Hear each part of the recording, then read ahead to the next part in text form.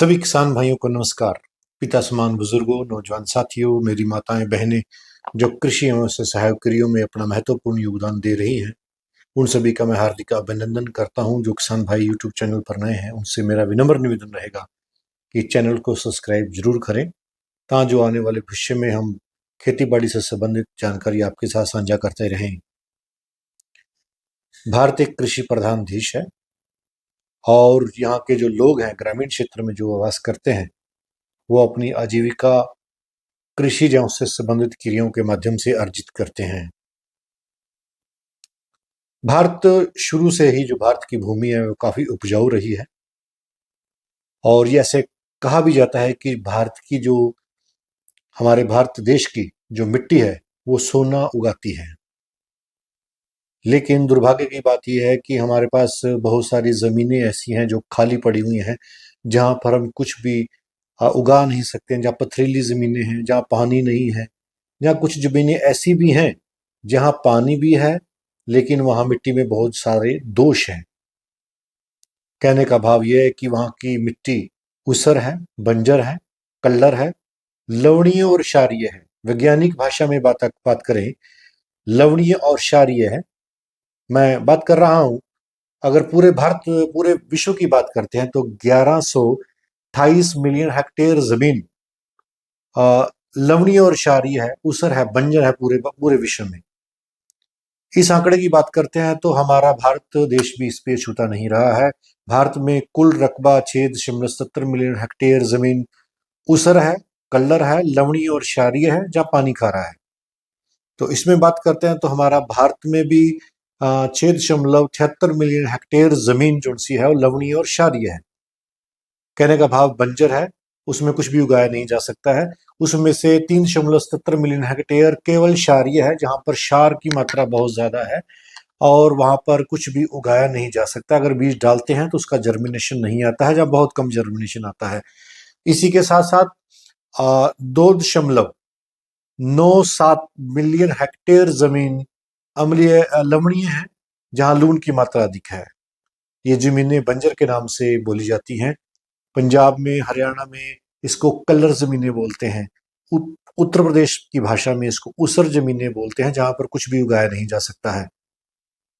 भारतीय कृषि अनुसंधान परिषद का एक अभिन्न अंग है जो करनाल में स्थित है। Karnal Kachhwa road, Karnal Pehowa road, state highway number 9 के ऊपर ये स्थित है, जिसको हम केंद्रीय मृदा लवणता अनुसंधान संस्थान के नाम से जाते, जैसा कि आप वीडियो में देख रहे हैं।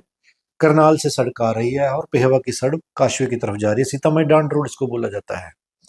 वहां के वैज्ञानिकों ने भरकस प्रयास किया है और किसानों को एक ऐसी अनुमोदित किस्में दी हैं जिसमें जौ, गेहूं, सरसों, जो ये किस्में हैं वहां पर लवणीय क्षारीय भूमि में उगाई जा सकती हैं।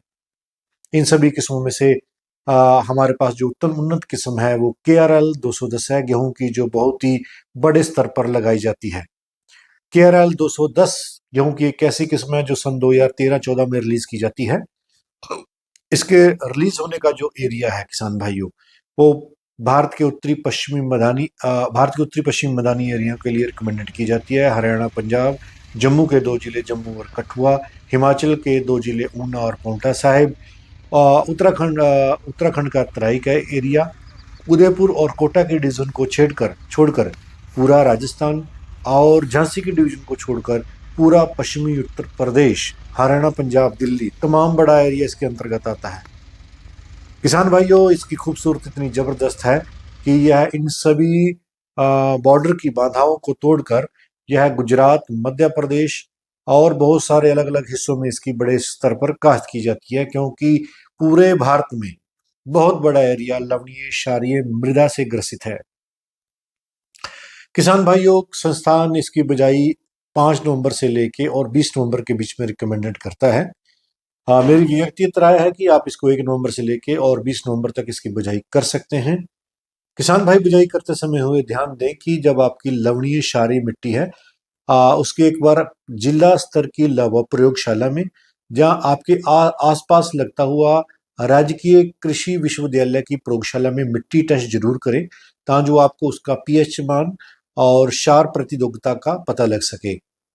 किसान भाइयों, इसका उत्पाद बिजाई करते समय आपने 1.5 बैग के आसपास डाई अमोनिया फास्फेट जरूर देना है। आप किसान भाई कोशिश करें कि बिजाई करते समय आपकी मिट्टी भुरभुरी होनी चाहिए और किसान भाई केवल जीरो टिलेज सीडड्रिल माध्यम से ही बिजाई करें। सुपर सीडर रोटावेटर का मुंह त्याग दें। अन्य जो महत्वपूर्ण विशेषताएं इसकी हैं किसान भाइयों, इसकी उत्पादन देने की जो क्षमता है, इसमें पीला रतुआ और भूरे रतुआ का प्रकोप नहीं आता है। लेकिन मैं किसान भाइयों के सहयोग की बात करूंगा कि जब भी बालियां निकलनी प्रारंभ होती हैं, आपने 100 दिन के आसपास 95 और 100 दिन के आसपास आपने टिल्ट प्रोपिकेनाजोल का 300 ml दवाई लेकर उस 150-200 लीटर पानी में उसका घोल बनाकर आपने स्प्रे जरूर देना है। इससे पीला रतुआ बुरे रतुए के ऊपर अंकुश लगाया जाता है और हमारी जो बालियां हैं वो लंबी होती हैं और भराव अच्छा होता है। इसी के साथ साथ किसान भाइयों, यह लवणीय क्षारीय मृदा में इसका उत्पादन संस्थान 45 क्विंटल से लेके 48 क्विंटल प्रति हेक्टेयर के हिसाब से बताता है। किसानों की भाषा में एक बात करूं तो 15 क्विंटल से 20 क्विंटल तक उत्पादन जो ग्रसित है, जो हमारे खेत खाली पड़े रहते हैं, किसान वहां गेहूं जरूर बिजाई करता है लेकिन वहां पर गेहूं ना उगकर खरपतवार उग जाते हैं और हमारे जो किसान भाई हैं, जो गांव के लोग हैं, वहां पर पशु चराने का काम करते हैं। तो ऐसा कदापि न होकर किसान भाई वहां भी 20 क्विंटल तक का उत्पादन ले सकते हैं, 15 से 20 क्विंटल। अगर आपकी मिट्टी की पीएच वैल्यू अच्छी है, ज़्यादा उसमें क्षार और लवण की मात्रा कम है, लूण की मात्रा कम है, तो आपका इसका उत्पादन 20 क्विंटल से लेके 24-25 क्विंटल तक का उत्पादन ले सकते हैं। किसान भाई, इसकी टिल्डरिंग बहुत बेशुमार है। मैं आपको बताना चाहूँगा कि बिजाई करते समय सामान्य मृदाओं में इसका 35 किलो बीज बहुत ज़्यादा 35 किलो बीज पर्याप्त मात्रा में रहता है। अगर भूमि लवणीय और क्षारीय है तो किसान भाई 40 किलो बीज जीरो टिलेज मशीन के माध्यम से ड्रिल कर सकते हैं और इसकी सामान्य मृदाओं में इसका उत्पादन 50 से लेके और आप 58 क्विंटल प्रति हेक्टेयर के हिसाब से ले सकते हैं। कहने का भाव 20 से 25 क्विंटल तक का उत्पादन ले सकते हैं। मैं यहाँ आपको बता देना चाहता हूँ कि इसका जो पीएच वैल्यू है, जो लवण क्षारता है, इस किस्म की क्षार प्रतिरोधकता इसकी 9.3 पीएम तक है और इसकी जो लवण रोधिका सीमा है जो सी है वो 6.5 डेसीमीटर है, जबकि KRL 283 की 7.5 है। वहाँ जहाँ खारा पानी अधिक मात्रा में, वहाँ KRL 210 की भी आप बिजाई कर सकते हैं। तो किसान भाइयों, इन ये जो हमारी बहुत बड़ी भूमि जो खाली पड़ी हुई है, वहाँ पर KRL 210, 283 ये बहुत अच्छी किस्में उभर कर सामने आई हैं। बड़े स्तर पर इन्होंने किसानों को बहुत अच्छा, जो खेत कभी खाली रहा करते थे, आज वहाँ पर किसान 20, 22, 24, 25 क्विंटल तक का उत्पादन ले रहे हैं।